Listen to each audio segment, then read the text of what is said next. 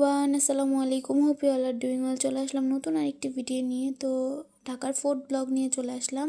আশা করছি আমার ভিডিওটা সবার ভালো লাগবে।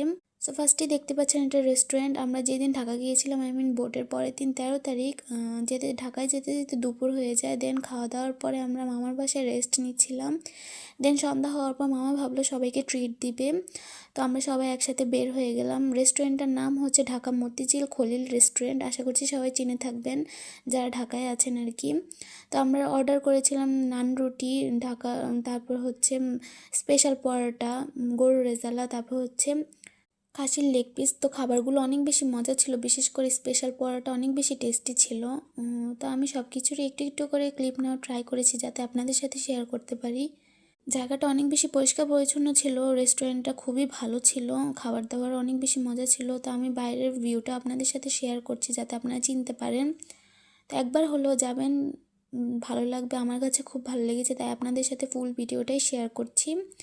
দেন আমরা খাওয়া দাওয়ার পরে সবাই বাসার উদ্দেশ্যে রওনা হলাম। তো দেখতে পাচ্ছেন ঢাকার বিভিন্ন রাস্তাগুলো কি ফাঁকা।